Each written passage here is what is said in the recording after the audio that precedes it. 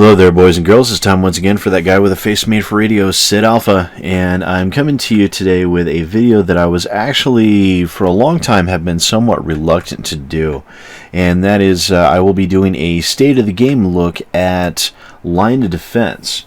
Now, Line of Defense is a science fiction MMO being developed by 3000 AD and is currently in early access. 3000 AD is run by Derek Smart, whom many of you may know. Derek has been a very outspoken critic of Cloud Imperium games and its development of the game Star Citizen. Now, he has been making claims ranging from simple mismanagement up to gross incompetence and potential embezzlement of crowd-funded income of a game that, at the time of this recording, has broken $108 million of funding. Those of you that have followed my channel are already well aware of the occurrences that have transpired since July and August of 2015. Also, my standpoint as someone who attempts to maintain objectivity has been stated time and time again, even to the point of refusing offers of gifts in the form of ships within the Star Citizen game, and even being initially reluctant to back the game out of a desire to remain impartial. Now, the rivalry between Derek Smart and the hardcore fans and backers of Star Citizen have not abated over the recent months, and the devastating amount of vitriol from both sides litter the internet like corpses from a world-spanning conflict, the likes of which haven't been seen since the days of Alexander the Great.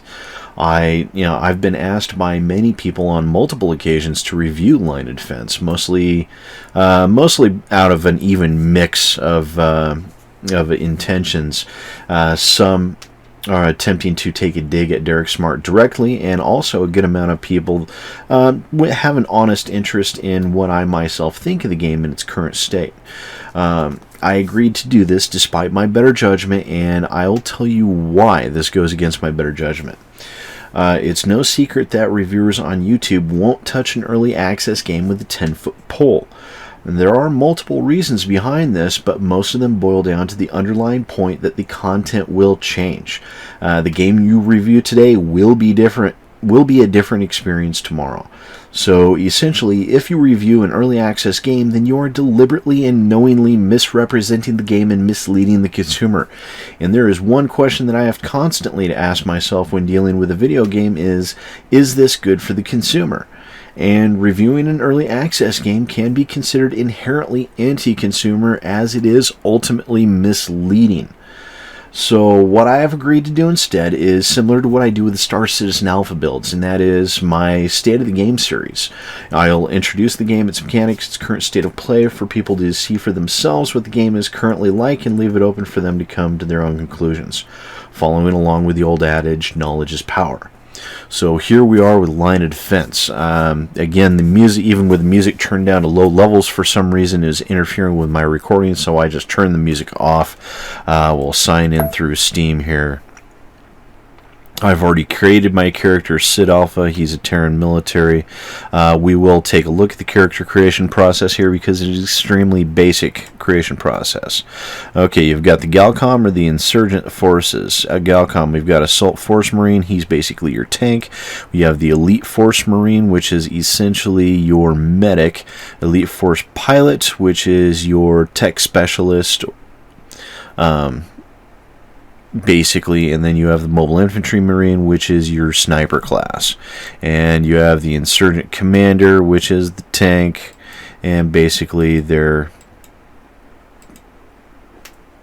actually it is different. We have the Insurgent Heavy, rocket launchers, grenade launchers, machine guns. So this guy is the tank. We have the Commander. He is the healer. We have the Insurgent Infantry.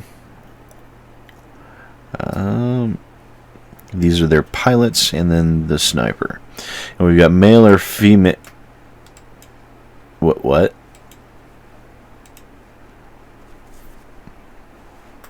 Okay. Apparently, female can only be a sniper here. Oh my god, really? Really? They went and did this. I didn't notice this the first time, guys. I'm sorry. It appears that males have access to any class, but female only have access to, on the Galcom side, the pilot, and on the insurgent side, the sniper. That's, I hope to God, that's just because the character models haven't been completed yet. Because if this was intentional, that's bad for so many reasons, guys. Apparently I can't create more than one character, so I already have my guy. He's Galcom, and he is the tank, essentially. He is the Assault Force Marine. Server selection, I am on... we're going to connect to US West 2 because US West 01 seems to be constantly crashing on me. Alright, so we'll jump into play. And we'll pop in here and take a look at the game.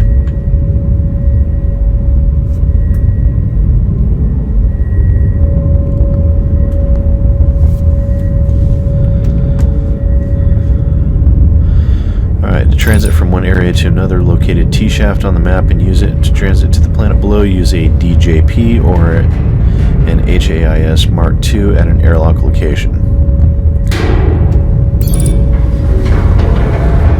Okay. Actually, first off, let's take a look at the options menu.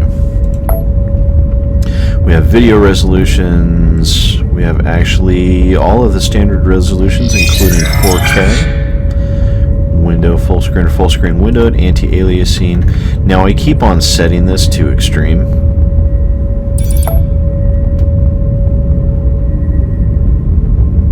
And it keeps on defaulting me back for some reason. V-Sync, anisotropic filtering, water settings, water reflections, water quality, good, better, or best. Audio, sound effects, music, theme song and startup music in the background, sound effects volume.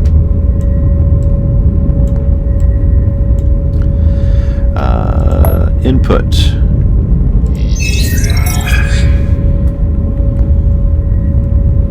Okay, and these do have fully rebindable keys on all of these. Keyboard and mouse.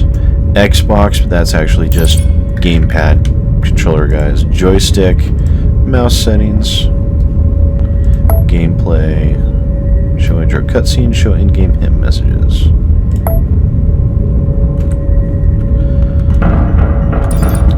Standard WASD control set.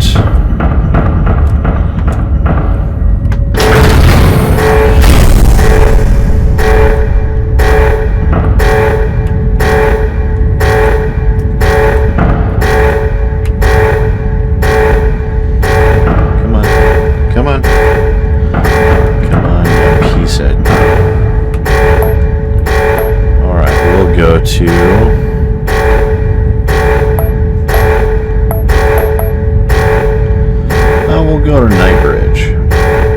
And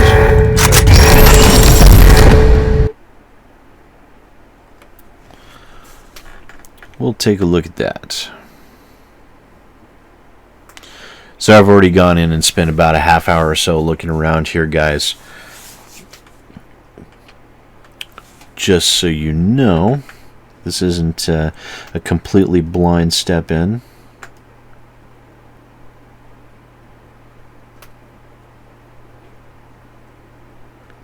If it'll load for us. There it goes. Whoa! See, I actually thought this was really cool.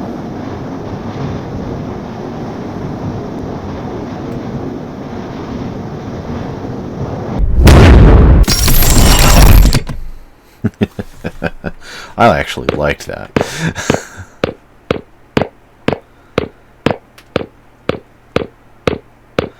Okay, one thing you'll notice is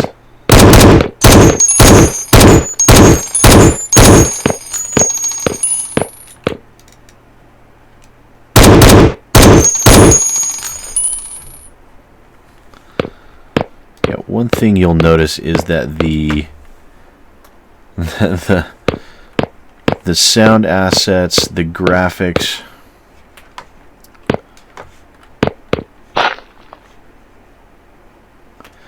and And yeah, the sound assets and the graphics don't hold up to current modern standards. I mean, from the distance they look passable for an MMO, but close up you can see how unrefined they are. And the audio sound just, it all feels like it's about a decade old, to be perfectly honest with you. Where am I going? Oh my god, that zoom.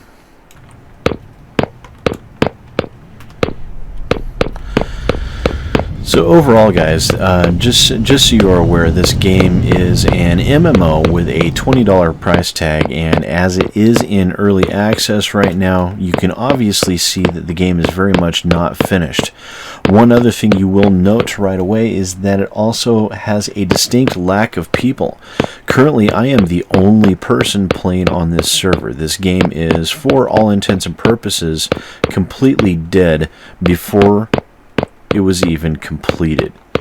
And there are no, for an MMO, you expect to find quest givers and all sorts of manner like that, which would allow at least some form of single-player gameplay, at least initially, for a person to, get their bearings and introduce themselves to the world and things like that, tutorials and such.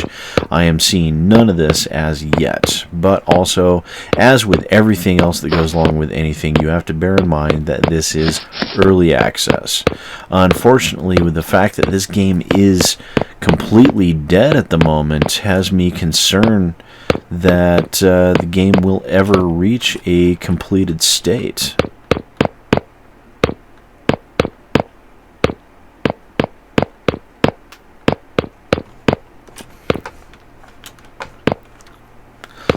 So all in all, the graphics are passable for an MMO. Even though they are somewhat dated. The sound assets appear to be subpar. The servers are empty. Like I said, guys, this feels like, I believe this to be a dead game, which is, having a dead MMO in early access, which it hasn't even had a chance to launch yet. I do have my concerns that this game will ever reach completion, as it has been under development for what appears to be 5 years now. So that's actually kind of a shame, because that's 5 years is a long time and a large investment of hours and resources for a game that may never see completion. All in all, to be perfectly honest, guys, from what I'm seeing here, I would have to say, even in early access mode, I would not feel comfortable recommending this to people, as quite literally, right now, it's a walking simulator. There is nothing to do here. Nothing whatsoever.